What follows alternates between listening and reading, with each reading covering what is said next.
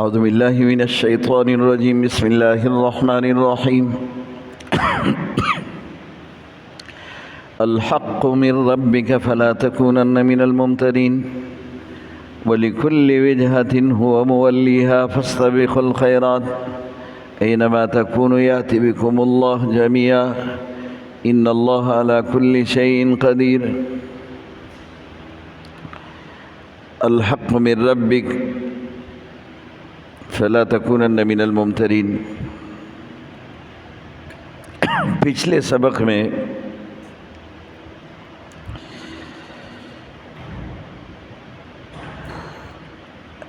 یہ بات واضح ہو چکی تھی کہ ان کو معلوم ہے کہ یہ حق ہے لیکن حق کو چھپاتے ہیں، اور حق چھپانا یہ ایک بہت بڑا جرم ہے۔ آج کے سبق میں پہلی آیت میں حق کے بارے میں بتایا گیا کہ یہ حق تیرے رب کی طرف سے ہے، پیغمبر بھی حق، اور پیغمبر جو دین لے کر آیا وہ بھی حق، جو کتاب لے کر آیا وہ بھی حق ہے، اور یہ اللہ کی طرف سے ہے۔ فلا تکونن من الممترین، تو تم اس میں شک نہ کرو، شک کرنے والوں میں سے نہ بنو۔ جو کلام اللہ کی طرف منسوب ہے اور رسول اللہ صلی اللہ علیہ وسلم نے اسی کلام کو بیان کیا ہے، اس کی صحت میں اور اس کے حق ہونے میں کوئی شک نہیں، اور یہ ایسا کلام ہے کہ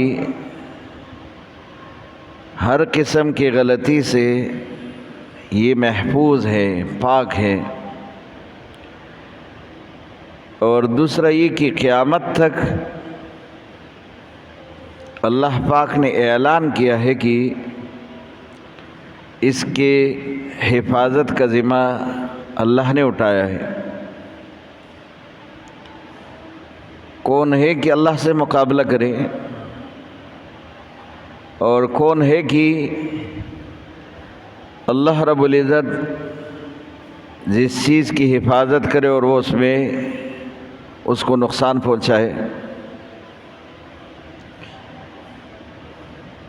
اگلی آیت میں وَلِكُلِّ وِجْهَةٍ هُوَ مُوَلِّيهَا فَاسْتَبِقُوا الْخَيْرَاتِ، اگر آپ غور کریں تو 3 دفعہ قبلے کا ذکر ہوا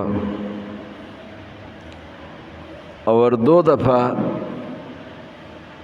فَوَلِّ وَجْهَكَ شَطْرَ الْمَسْجِدِ الْحَرَامِ وَمِنْ حَيْثُ خَرَجْتَ فَوَلِّ وَجْهَكَ شَطْرَ الْمَسْجِدِ الْحَرَامِ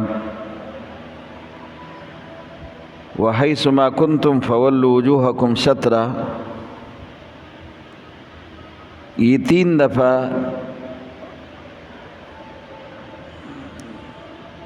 تحویل قبلے کا ذکر ہوا۔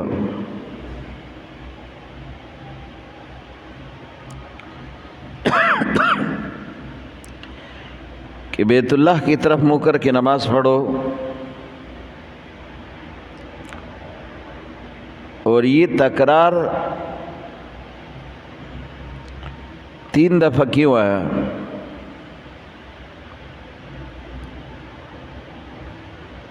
من حیث خرجت فولی وجهك شطر المسجد الحرام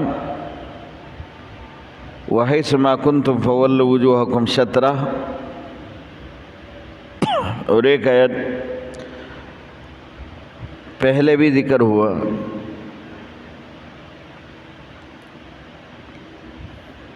تکرار کا مقصد یہ ہے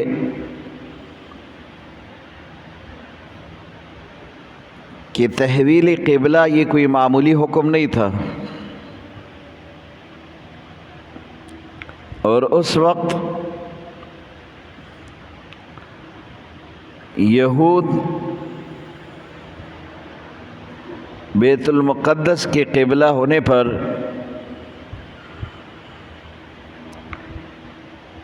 خاموش تھے کہ رسول اللہ کا قبلہ بھی بیت المقدس ہے، اور یہ بھی یقینی تھا کہ بیت المقدس کی بجائے اگر قبلہ بیت اللہ ہو جائے تو یہود سب سے زیادہ ہی مخالفت کرنے والے اس معاملے میں ہوں گے، اس لیے تاکیداً تکرار کے ساتھ 3 دفعہ اس کا ذکر ہے تاکہ اطمینان ہو جائے کہ واقعی میں یہ اللہ کا حکم ہے، اللہ پاک نے قبلہ تبدیل کر کے بیت اللہ کی طرف منہ کرنے کا حکم دیا ہے، تب اللہ کے حکم کا تم بھی پاسداری کرتے ہوئے اللہ کے حکم کو مانو۔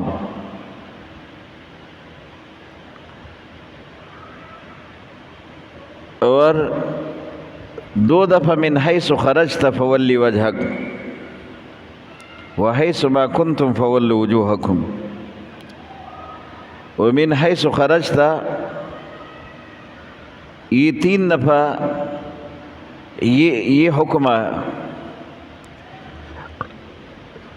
اور اس میں علماء نے مختلف نکتے بھی بیان کیے، مفسرین نے بھی اس پر رائے قائم کی ہے۔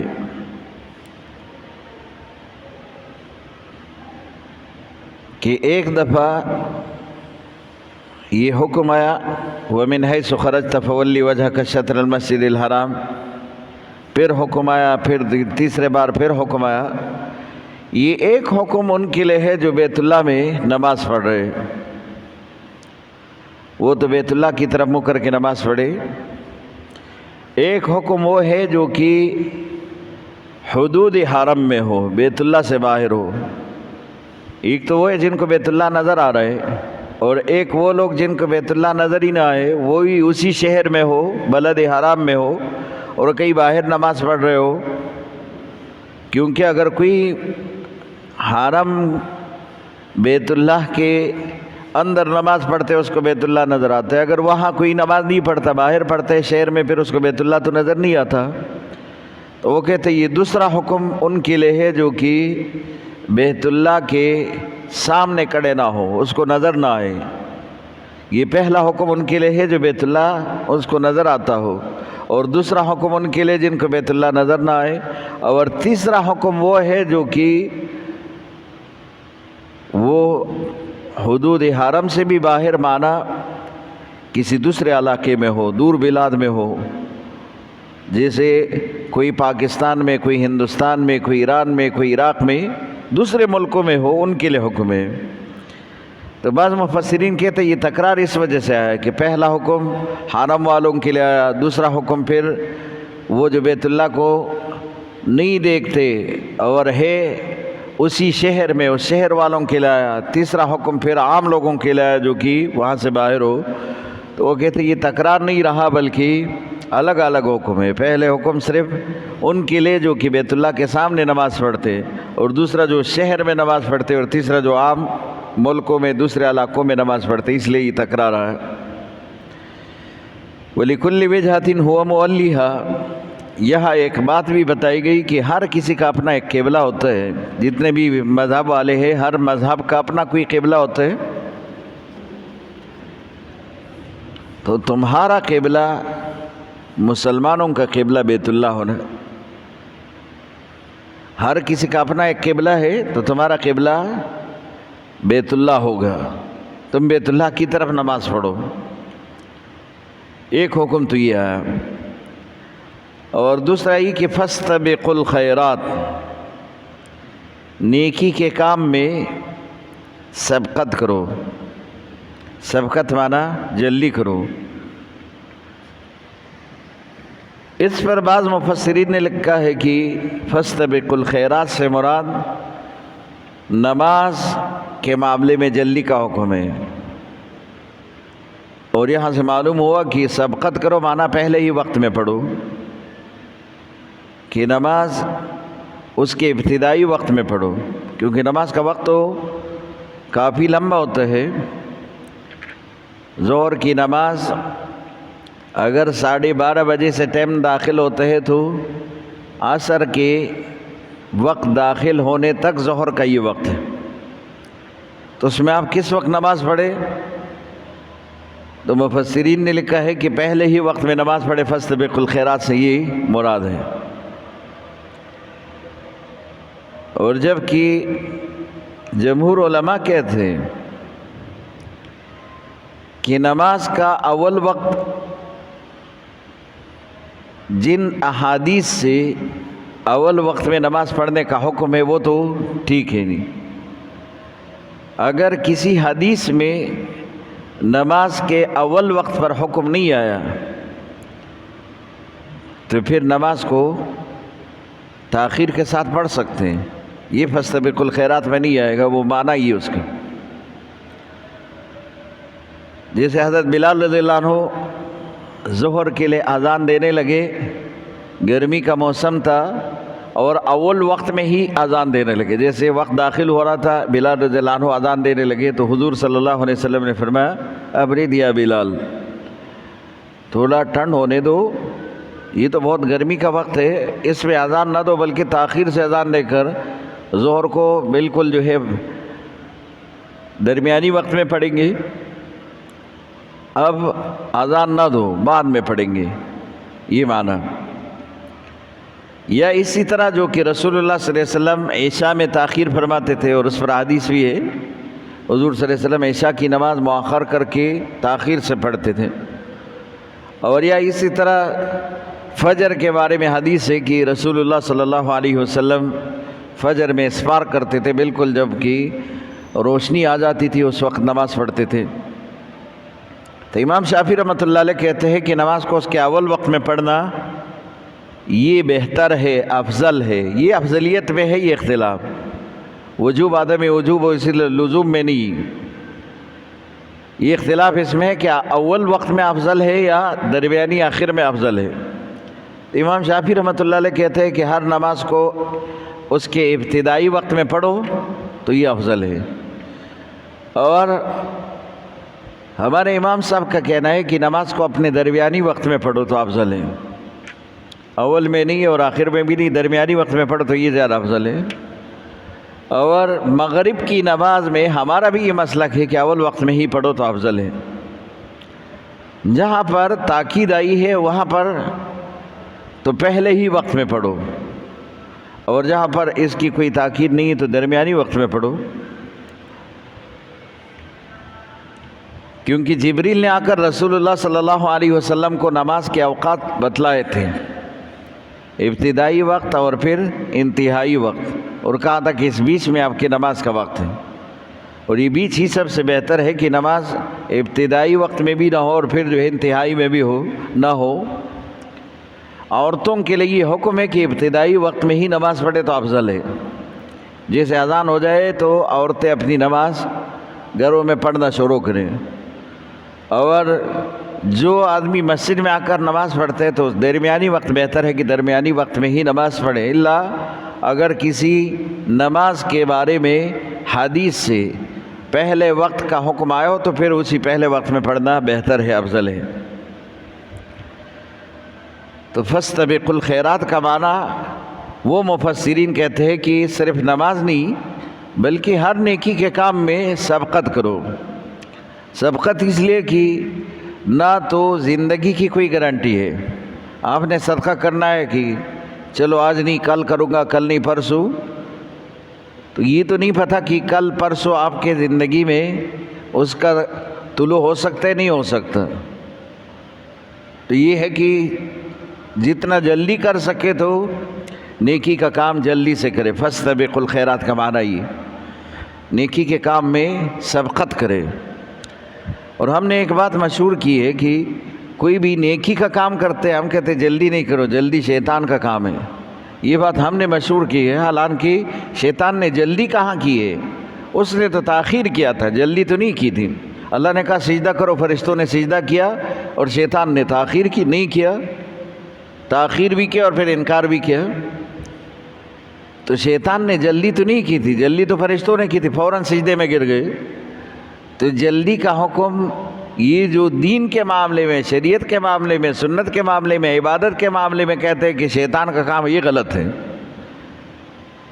ہاں دنیا کا کوئی کام ہو تو غور فکر کر کے آپ اس میں تاخیر کرو، لیکن کوئی نیکی کا کام ہو تو قرآن کہتے فاستبقوا الخیرات، اس میں سبقت کرو۔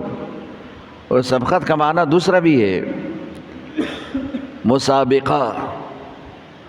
نیکی کے کام میں ایک دوسرے کے ساتھ مقابلہ کر سکتے ہیں، جیسے ہم دنیا میں کرتے ہیں، اور دنیا میں مقابلے کی اجازت ہی نہیں ہے جو ہم کرتے ہیں۔ ایک نے مکان بنایا، دوسرا اس کے مقابلے میں اسی طرح مکان بناتے، اگر وہ 2 منزل بناتے تو یہ 3 منزل بناتے، وہ 4 بناتے تو یہ 5 بناتے، اسی طرح کا مقابلہ ہوتا ہے۔ وہ 1 گاڑی لیتے، یہ 2 گاڑی لیتے، وہ اگر کم قیمت والا لیتا ہے، یہ اس سے زیادہ قیمت کا لے لیتے۔ تو دنیا میں ایک دوسرے سے مقابلہ کرتے جو کہ اس پر کوئی جواز نہیں، اور جہاں مقابلے کی اجازت ہے وہاں پر ہم سستی کر رہے۔ یہ مقابلہ کرو، اس کا 1 بیٹا پڑھ رہے مدرسے میں، ہمارے 2 بیٹے پڑھے، اگر وہ چلے کے لیے گئے تو میں 4 مہینے کے لیے اللہ کے راستے میں نکلوں۔ اس میں مقابلہ کرو ایک دوسرے کے ساتھ، دین میں مقابلہ کرو۔ وہ مسجد میں زیادہ وقت لگاتے، میں اس سے زیادہ وقت لگاؤ۔ وہ زیادہ نیکی کے کام میں مشغول ہے، میں اس سے بڑھ کر۔ اور یہ صحابہ کرام آپس میں مقابلہ کرتے تھے، صحابہ کرام اسی چیز میں مقابلہ کرتے تھے، دین میں مقابلہ کرتے تھے۔ تو فاستبقوا الخیرات، دین کے کام میں ایک دوسرے سے آگے بڑھو، اس میں مقابلہ کرو۔ اگر سبقت کی اجازت ہے، مقابلے کی اجازت ہے، تو پھر دین کے کام ہے اس میں مقابلہ کرو، جس میں ہم ٹس سے مسی نہیں ہوتے۔ اور جہاں مقابلے کی ہمیں اجازت نہیں، وہاں ایک دوسرے کا مقابل بنتے۔ تو فاستبقوا الخیرات، دینی کاموں میں سبقت کرو، نیکی کے کاموں میں سبقت کرو، یہ معنی اینما تکونوا یاتی بکم اللہ جمیعا۔ اور یہ کہا کہ نماز ہے، آپ سفر میں بھی پڑھتے ہو، حضر میں بھی پڑھتے ہو، ہر جگہ حکم ہے اس کے پڑھنے کا۔ اور یہ ہے کہ کبھی تم اپنے ضرورت کے لیے باہر جاتے ہو، کبھی دینی کوئی تقاضا ہوتا ہے اس کے لیے باہر جاتے ہو، دونوں صورت میں تم مسافر ہو، اور سفر کی حالت میں سفر کی نماز دونوں صورتوں میں پڑھنے کا حکم ہے۔ معنی کہ تم جہاں پر بھی ہو، یأتی بکم اللہ، سب کو اللہ ہی جمع کر دے گا، اللہ ہی کے پاس جانا ہے۔ تم بیت اللہ کی قریب ہو یا بیت اللہ سے دور ہو، اور تم اس سرزمین پر ہو یا کسی اور سرزمین پر ہو، یأتی بکم اللہ جمیعا، سب کو اللہ کے پاس جانا ہے۔ ان اللہ علی کل شیء قدیر، ہر چیز پر اللہ قادر ہے۔ الحق من ربک فلا تکونن من الممترین، حق تیرے رب کی طرف سے ہے، شک میں نہ پڑو، شک کرنے والوں میں نہ ہو جاؤ۔ وَلِكُلِّ وِجْهَةٍ هُوَ مُوَلِّيهَا، ہر ایک کا اپنا ایک قبلہ ہے جو اسی طرف منہ کرتے۔ اب کعب رضی اللہ عنہ کی قرأت میں وجہتن کا معنی، وجہتن کی بجائے وجہتن کی بجائے قبلتن آیا ہے، یہاں وجہتن ہے، ہر کسی کا اپنا قبلہ ہے۔ تو حضرت کعب رضی اللہ عنہ کی قرأت میں وجہتن کی بجائے قبلتن بھی آیا ہے۔ وَلِكُلِّ معنی ہر ایک قوم کے لیے، مسلک والوں کے لیے، مذہب والوں کے لیے قبلتن اپنا ایک قبلہ ہے، ہوا مولیہا، یہ اسی طرف منہ کر کے نماز پڑھتے ہیں۔ تو تم بھی یعنی مومن اللہ کے حکم سے قبلے کی طرف منہ کر کے نماز پڑھو جو بیت اللہ ہے۔ فاستبقوا الخیرات، نیکی کے کاموں میں ایک دوسرے سے مقابلہ کرو۔ اینما تکونوا، جہاں پر تم ہو، یاتی بکم اللہ، سب کو اللہ حاضر کرے گا، جہاں پر تم ہو سب نے اللہ کے پاس جانا ہے، جمیعا، سب کے سب۔ ان اللہ، بے شک اللہ علی کل شیء قدیر، ہر چیز پر قادر ہے۔ ومن حیث خرجت فولی وجہک شطر المسجد الحرام، ومن حیث خرجت، جہاں سے تم نکلے ہو تو وہاں بھی تمہارے لیے قبلہ یہی ہے، اسی طرف منہ کر کے پڑھو۔ فولی وجہک شطر المسجد الحرام، اب تم بیت اللہ کو دیکھ نہیں سکتے، اسی طرف بالکل سیدھے نہیں کھڑے ہو سکتے، تو اسی طرف نماز پڑھو، جس طرف بیت اللہ ہے اسی طرف نماز پڑھو۔ ہم جہاں پر یہ قبلے کی طرف نماز پڑھ کے، یہ بیت اللہ کی جہت ہے، یہ طرف ہے بیت اللہ کی، تو آپ جہت کی طرف بیت اللہ کی طرف منہ کر کے نماز پڑھو۔ مسجد حرام کا، اس پورا مسجد حرام کی طرف، معنی یہ جو پورا حدود اس میں داخل ہے، صرف وہ چار دیواری مقصود نہیں۔ وَإِنَّهُ لَلْحَقُّ مِن رَبِّكَ، اور یہ بات تیرے رب کی طرف سے حق ہے۔ لَلْحَقُّ مِن رَبِّكَ، یہی بالکل حق ہے اور سچ ہے اللہ کی طرف سے۔ وَمَا اللَّهُ بِغَافِلٍ عَمَّا تَعْمَلُونَ، اور یہ بات یاد رکھو، جو تو عمل کرے گا، چاہے تم جنگل میں ہو یا انفرادی طور پر اپنے گھر میں ہو، اور یا اجتماعی طور پر تم مسجد میں ہو، اور یا تم کسی بڑے میدان میں جمع ہو اور وہاں پر نماز پڑھو، سب اللہ کے علم میں ہے۔ اللہ سے کوئی چیز چھپ نہیں سکتا۔ وَمَا اللَّهُ بِغَافِلٍ، اللہ غافل نہیں، عَمَّا تَعْمَلُونَ، جو تم عمل کرتے ہو اس سے اللہ غافل نہیں۔ وَمِنْ حَيْثُ خَرَجْتَ فَوَلِّ وَجْهَكَ، جہاں سے آپ نکلے وہاں پر اپنا منہ کر دو قبلے کی طرف۔ شطر المسجد الحرام، مسجد حرام کی جہت کی طرف۔ وَحَيْثُ مَا كُنْتُمْ، جہاں پر تم ہو، فَوَلُّوا وُجُوهَكُمْ، اپنے چہروں کو گھماؤ، شطرہ اسی طرف، جہاں پر مسجد حرام نہیں کہا، شطرہ کہا، اسی بیت اللہ کی طرف اپنا منہ کر کے نماز پڑھو۔ یہ میں نے آپ کو کہا یہاں 3 بار حکم آیا، اور قبلہ تو ایک ہی بار چینج ہو گیا، ایک ہی بار یعنی بیت اللہ ہو گیا، مسجد بیت المقدس سے حکم آیا کہ اب بیت اللہ کی طرف نماز پڑھو۔ اور یہ 3 بار یہ حکم کیوں آئے؟ یہ تکرار ہے، اور یہ تکرار کا فائدہ کیا ہے؟ تو میں نے آپ کو بتایا یہ تکرار اس وجہ سے آیا کہ ایک حکم مسجد حرام میں ان لوگوں کے لیے جو کہ بیت اللہ کو دیکھتا ہے اور نماز پڑھتے ہیں، اس کے لیے حکم ہے کہ خانہ کعبہ کی طرف دیکھ کر نماز پڑھو، اسی طرف منہ کر کے نماز پڑھو، یعنی تمہارا منہ ان 4 دیواری سے ہٹ کر نہ ہو۔ ایک تو وہ ہے جس کو نظر آتا ہے، اور دوسرا حکم اس لیے آیا کہ جو بلاد حرم میں ہے، مکہ میں ہے، لیکن وہ بیت اللہ میں نہیں، وہ کسی باہر کسی جگہ پر نماز پڑھ رہے، دوسرے مسجد میں نماز پڑھ رہے، اس کو تو بیت اللہ نظر نہیں آ رہا، تو معنی یہ کہ وہ اسی طرف بیت اللہ کی طرف منہ کر کے نماز پڑھتے ہیں، تو اس کے لیے یہ حکم دوسرے دفعہ۔ اور تیسرا وہ جیسے کوئی ہندوستان میں، پاکستان میں، افغانستان میں ہے، تو ان کے لیے حکم آیا کہ تم بھی بیت اللہ کی طرف نماز پڑھو۔ تو یہ تکرار اس وجہ سے آیا، 3 بار اس وجہ سے آیا کہ مختلف لوگ مختلف حصوں میں رہتے ہیں۔ وَحَيْثُ مَا كُنْتُمْ فَوَلُّوا وُجُوهَكُمْ، اور جہاں پر تم ہو تو اپنے چہروں کو گھماؤ، شطر اسی طرف لے۔ اللہ یکون للناس علیکم حجۃ، تاکہ لوگوں کو تمہارے خلاف کوئی ان کے لیے دلیل نہ بنے، اور تمہارے خلاف لوگوں کو حجت نہ ملے اس پر۔ معنی یہ کہ تم تو اللہ کے حکم کے تابع ہو، کوئی یہ نہ کہے کہ تم صرف تو بیت اللہ کے پجاری ہو، یا خانہ کعبہ اسی کی تم عبادت کرتے ہو، اسی خانے کی عبادت کرتے ہو، کوئی یہ نہ کہے، تمہارے خلاف کوئی کسی کو حجت نہ ملے، مانا تم اللہ کے حکم کے تابع ہو۔ پہلے حکم تھا بیت المقدس کی طرف تم نے نماز پڑھی، ابھی حکم آیا بیت اللہ کی طرف تم اسی طرف نماز پڑھ رہے ہو۔ الا الذین ظلموا منہم، مگر وہ لوگ جو کہ ان میں سے ظالم ہیں، فلا تخشوہم، وہ لوگ ظالم ہیں جو کہ وہ اللہ کے حکم کی مخالفت کرتے ہیں، وہ یہود جو بیت اللہ کے قبلے پر حضور صلی اللہ علیہ وسلم کے مخالف ہو گئے، تو اللہ کہتے ہیں فلا تخشوہم، اس سے نہ ڈرو، واخشونی، مجھ سے ڈرو۔ یہاں ایک بڑا حکم ملا ہے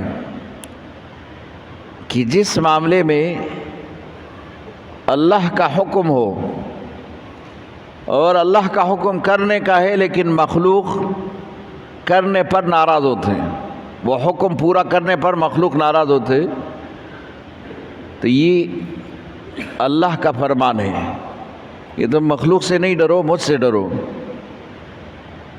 یہ مخلوق ظالم ہے جو اللہ کی حکم کی مخالفت کرتے ہیں اور اس میں مقابل بنتے ہیں اور تمہارا دشمن بنتا ہے، تمہارے ساتھ دشمنی کرتے ہیں، تو اللہ کہتے ہیں فلا تخشوہم، ان سے نہ ڈرو، واخشونی، مجھ سے ڈرو، پھر میں تمہارے ساتھ ہوں گا اور ان ظالموں کو میں سزا دوں گا، تم مجھ سے ڈرو، ان سے نہیں ڈرو۔ وَلِأُتِمَّ نِعْمَتِي، تاکہ میں اپنی نعمت پورا کر لو علیکم، تمہارے اوپر، وَلَعَلَّكُمْ تَهْتَدُونَ، اور اس لیے کہ تم ہدایت پالو، لعلکم، اس لیے کہ تہتدون، تم سیدھا راستے پر چلو، ہدایت پالو۔ کما ارسلنا فیکم رسولا منکم، یہ تشبیہ ہے۔ نعمت کیا ہے؟ ایک نعمت تو یہ ہے کہ میں نے بیت اللہ دیا، ایک نعمت تو یہ ہے تمہارا قبلہ مقرر کیا، ایک نعمت تو یہ ہے کہ تم میری عبادت کرتے ہو، میں نے اپنا دین اور شریعت تمہیں دیا ہے، تو اس کا سبب تو رسول اللہ ہے، تو رسول اللہ سب سے بڑا نعمت ہے تمہارے لیے۔ کما ارسلنا فیکم رسولا منکم، جس طرح ہم نے تمہارے اندر ایک رسول تم میں سے بھیجا ہے، یہ اللہ کا بہت بڑا انعام ہے تم پر، یہ تم میں سے اللہ پاک نے رسول منتخب کر کے تمہارے پاس بھیجا۔ اگر یہ رسول فرشتوں میں سے آتا تو مکے والا پھر یہ کہتے کہ ہمارا اور فرشتوں کا تو مزاج ہی الگ ہے، ہم کھاتے یہ کھاتے نہیں، ہم چلتے پھرتے وہ کرتے کہ ضروریات کے پیچھے، ان کی تو کوئی ضرورت ہی نہیں، ہم بازاروں میں جاتے ہیں، ان فرشتوں کو بازار میں جانے کی کوئی ضرورت نہیں، ہمارے ساتھ بہت بشری تقاضے لگے ہوئے جو فرشتوں کے ساتھ نہیں، اس لیے ہم فرشتے کی کیسے اتباع کریں؟ ان کی اتباع کر ہی نہیں سکتے، یہ تکتے نہیں، ہم تو تکتے، ان کو نیند کی ضرورت نہیں، ہمیں تو نیند کی بھی ضرورت ہے، تو فرشتے کی اتباع نہیں کر سکتے۔ اگر یہ جنات میں آتا تو پھر بھی یہ کہتے کہ یہ جنات میں آئے، ہم تو انسان ہیں، ہمارا اور ان کا مزاج ہی الگ ہے، اس لیے اللہ کہتے میں نے تم پر بڑا انعام کر کے رسول بھی تمہارے اندر بھیجا، تمہارے میں سے، تمہارے اندر تمہارے میں سے رسول بھیجا۔ وہ رسول اسی طرح ضروریات رکھتے جس طرح تم رکھتے ہو، وہ رسول اسی طرح بشر ہے جیسے تم بشر ہو، وہ رسول اسی طرح قوم اور خاندان رکھتے جیسے تمہارا قوم اور خاندان ہے، اس لیے وہ رسول تم میں سے۔ کما ارسلنا فیکم رسولا منکم، جس طرح ہم نے تم پر رسول بھیجا، اور اس پر اللہ نے خود قرآن میں کہا لقد من اللہ علی المؤمنین اذ بعث فیہم رسولا منہم، یہ اللہ کا احسان ہے، انعام ہے کہ اللہ نے تمہارے اندر رسول تم میں سے بھیجا ہے۔ رسولا منکم، یہ رسول تم میں سے، یتلو علیکم آیاتنا، اور یہ رسول تم پر میری آیتوں کی تلاوت کرتے ہیں، یعنی میرے احکام تمہیں بیان کرتے اور اسی کی تعلیم دیتے۔ وَيُزَكِّيكُمْ، اور یہ رسول تمہارا تزکیہ کرتے۔ رسول کا کام یتلو علیکم آیاتنا، قرآن کی تلاوت۔ رسول کا دوسرا کام یزکیکم، شرک سے تمہیں بچاتے ہیں اور تمہیں تزکیہ نفس، تمہارا عقیدہ درست کرتے ہیں۔ اور تیسرا کام یعلمکم الکتاب، یہ رسول تمہیں کتاب کی تعلیم دیتے ہیں، یہ اپنی طرف سے تعلیم نہیں دکھاتے بلکہ کتاب کی تعلیم دیتے ہیں کہ یہ اللہ کا حکم ہے، یہ کتاب ہے۔ والحکمہ، اور یہ رسول تمہیں حکمت کی بات سکھاتے ہیں، تو یہ رسول کا کام ہے کہ اس سے پہلے جو تمہارے پاس یہ تعلیم نہیں تھا، رسول نے یہ تعلیم تمہیں دیا۔ اللہ کی آیتیں جو جبریل نے آ کر رسول اللہ کو سنائی، رسول اللہ نے آ کر تمہیں سنائی، اور صرف سنائی نہیں بلکہ کتاب کا تعلیم بھی تمہیں دیا، اور تزکیہ نفس بھی کیا، تمہیں صراط مستقیم سمجھایا، توحید والا راستہ سمجھایا، تمہیں شرک سے بچانے کی کوشش کی، اور تمہیں یہ بتایا پیغمبر نے کہ تم دنیا میں آئے ہو تو بغیر ضرورت کے نہیں اور بغیر مقصد کے نہیں، بلکہ تمہارے آنے کا بھی ایک مقصد ہے، وہ اللہ کی وحدانیت اور توحید اور عبادت اور معرفت ہے، یہ رسول نے آپ کو سمجھایا۔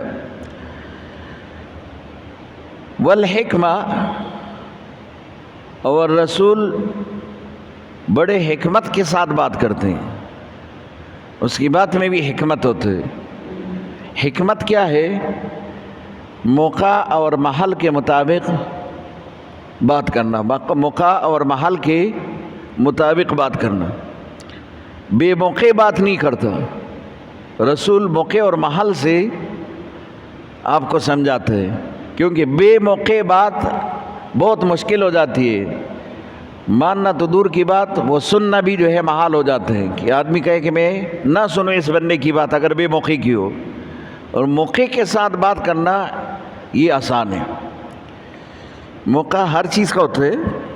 اب اگر ایک آدمی کو واش روم کی سخت ضرورت پڑی ہے، وہ واش روم جا رہا ہے اور تم اس کو کھڑا کر کے اس کو کہے کہ میری بات سنو، اور تم اس کے سامنے تقریر شروع کرتے، اس کو بات سمجھانے کی کوشش کرتے، اس بیچارے کو جو ضرورت پڑی ہے ابھی اس نے اسی میں جانا ہے، اور تمہیں بھی پتہ ہے کہ یہ واش روم جا رہے ہیں، لیکن تمہاری باتوں کو سننے کے لیے وہ بیچارہ کھڑا ہے اور مجبور ہو کر کھڑا ہے۔ یہ موقع اور محل نہیں ہے، یہ بے محل بات ہے جو ابھی تم اس سے کرتے ہو، اور یہ بات اس کے دماغ سے اوپر جاتا ہے اور وہ سننے کا بھی گوارہ نہیں کرتا کہ تمہاری بات سنے۔ موقع محل یہ ہے کہ ایک آدمی بالکل فارغ ہے، اس کا کوئی کام نہیں ہے، آپ بیٹھا ہوا ہے، آپ ان کے پاس جا کے پہلے ٹائم لے لیں، میں آپ سے بات کرتا ہوں، اگر آپ کی اجازت ہو آپ تھوڑا وقت دے سکتے ہو، وہ وقت دے دے تو اسی وقت میں۔ اور علماء نے یہ بھی لکھا ہے، سب سے بڑی خیانت تو ہم یہ کرتے ہیں، بندے کو کہتے ہیں 2 منٹ آپ کا ٹائم لیتا ہو جی، 2 منٹ کے حساب سے ہم اس کو روکتے ہیں، وہ بھی بیچارہ کہتے چلو 2 منٹ ہے تو ٹھیک ہے۔ اب اگر 5 منٹ کے بعد اس نے جانا ہے کسی کام سے اور آپ نے اس کا آدھا گھنٹہ لیا تو آپ نے نقصان کیا اس کا۔ ہم اس کو کہتے 2 منٹ کی بات سنو، اور 2 منٹ کی بجائے پھر ہم اس کو آدھا گھنٹے تک روکے رکھتے ہیں، تو یہ ظلم ہے اس کے ساتھ۔ علماء نے لکھا ہے کہ 2 منٹ ہے تو آپ نے اگر 2 منٹ ان سے لیا ہے تو 1 منٹ 40 سیکنڈ میں اپنی بات ختم کرو، اس سے بھی پہلے ختم کرو کہ 2 منٹ پورا نہ ہو جائے، 2 منٹ پورا ہونے سے بھی پہلے بات ختم کرو، اس کو فارغ کر دو۔ اور پھر ہمیں احساس ہی نہیں ہوتا کہ اس کا وقت کتنا قیمتی ہے، ہر کسی کا وقت قیمتی ہوتا ہے، تو اس لیے موقع اور محل کی بات یہ ہوتا ہے کہ آدمی کسی سے کوئی وقت لے تو اسی وقت کے اندر ہی بات ختم کرے، اور دوسرا یہ کہ وہ موقع ہو بات کرنے کا تو کرے، موقع نہ ہو تو بات ہی نہ کرے۔ تو پیغمبر کا دعوت کیسے ہوتا ہے؟ یتلو علیکم آیاتنا، اللہ کی آیتوں کو تمہارے اوپر تلاوت کرتے، یعنی تعلیم سکھاتے۔ اور اس پر علماء نے لکھا ہے کہ پیغمبر صرف قرآن لے کر نہیں آیا بلکہ اس کی تلاوت کر کے سمجھایا کہ اسی طرح پڑھنا ہے، اور یہ قرأت کر کے رسول اللہ صلی اللہ علیہ وسلم نے پڑھا۔ پھر حضور نے خود اللہ سے دعا کی، اللہ میری امت کے لیے یہ مشکل ہو جائے گا ایک قرأت پر پڑھنا، 2 کر دیجئے، 2 ہو گئے تو رسول اللہ نے کہا 3 کر دیجئے، 3 ہو گئے 4 کر دیجئے، 5 کر دیجئے، 6 7 قرأتیں ہو گئی، 7 قرأتوں پر پڑھنا رسول اللہ صلی اللہ علیہ وسلم سے ثابت ہے۔ حضرت کعب رضی اللہ عنہ بڑے ماہر تھے قرآن کے تجوید میں، صحابہ کرام میں حضرت کعب رضی اللہ عنہ قرآن تجوید کے ساتھ پڑھتے تھے، بڑے خوش آوازی سے پڑھتے تھے اور بڑے ماہر تھے، رسول اللہ خود بھی اس کی تلاوت سنتے تھے۔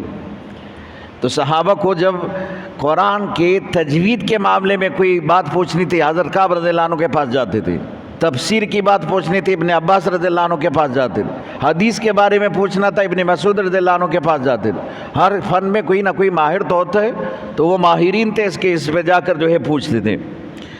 تو پیغمبر کا پہلا کام کیا ہے؟ قرآن کو پڑھ کے امت کو سنانا اور پھر سکھانا، اور دوسری بات یہ ہے کہ امت کو شرک کے راستے سے باہر کر کے توحید کے راستے پہ لگانا، اور تیسرا کام یعلم الکتاب، اللہ کی کتاب کی تعلیم دینا۔ تو وہاں پہلے آیت پڑھنا، دوسرا تعلیم، یہ الگ الگ ہے۔ تعلیم کیا ہے؟ صحابہ عرب تھے، قرآن بھی عربی میں تھا، پھر صحابہ کرام حضور صلی اللہ علیہ وسلم سے قرآن کیوں سیکھتے تھے؟ اس لیے کہ قرآن کے اندر اجمال تھا، تو تفصیل تو رسول اللہ کے پاس ہوتی تھی، حضور صلی اللہ علیہ وسلم اس کا مفہوم اور معنی اور پورا یہ سمجھاتے تھے۔ اس لیے امام ابو حنیفہ رحمۃ اللہ علیہ فرماتے ہیں کہ یہ قرآن جو ہے یہ صرف الفاظ کا نام نہیں، الفاظ اپنی جگہ پر ایک بہت بڑا مقام رکھتے ہیں۔ اگر آپ نے الفاظ سیکھ لیا، ایک حق ادا کر دیا، الفاظ پڑھنے پر بھی اجر ہے، ایک لفظ پڑھیں گے تو اس پر اللہ کی طرف سے 10 نیکیاں ملتی ہے، وہ تو اپنی جگہ پر ہے، لیکن اس پر تمہارا نجات صرف نہیں ہوگا جب تک کہ اس کا معنی اور مفہوم بھی نہ سمجھے۔ تو اس لیے قرآن صرف الفاظ کا نام نہیں بلکہ معنی. تو یعلمہم الکتاب، کتاب کی تعلیم پورا دینا، اس کو سمجھانا. یہ آیت اس کا شان نزول یہ ہے، اس موقع پر نازل ہوا، اور یہ فلاح کے بارے میں ہے لیکن حکم عام ہے سب کے لیے، اور اس میں سے یہ مسئلہ ثابت ہو رہے. تو قرآن کے بہت اجمال سے آگے بہت تفصیل بیان ہو رہے ہیں اور بہت سارے مسائل نکلتے ہیں. والحکمہ، اور پیغمبر کا یہ کام پورا حکمت کے ساتھ ہوتے ہیں. اس لیے اللہ نے بھی کہا ادعو الی سبیل ربک بالحکمہ، ادعو الی سبیل ربک. جب لوگوں کو اللہ کی طرف بلاتے ہو نا بڑی حکمت کے ساتھ، والموعظۃ الحسنہ، اور دوسرا بھی پھر نصیحت کے ساتھ. حکمت ہو تو نصیحت ہو لیکن حکمت کے ساتھ ہو. وجادلہم باللتی ہی احسن، اگر بحث کی ضرورت پڑے تو بحث بھی بڑے بہترین انداز میں کرنا چاہیے، جھگڑے کی بنیاد پر نہیں بلکہ سمجھانے کے حساب سے کہ یہ بندہ سمجھ جائے، اس حساب سے بڑے بہترین انداز میں اس کے ساتھ بحث کرنا چاہیے. تو یہ قرآن سکھاتے ہیں. تو رسول اللہ صلی اللہ علیہ وسلم یہ صرف ایک پیغمبر کے لیے نہیں، تمام پیغمبروں کا کام کیا ہے کہ اللہ کی آیتیں سمجھانا اور اس کا تعلیم دے کر پورا جو ہے علم سکھانا اور حکمت کے ساتھ یہ باتیں سمجھانا، اور پھر امت کو شرک سے بچا کر توحید کے راستے پر ڈالنا. واقعی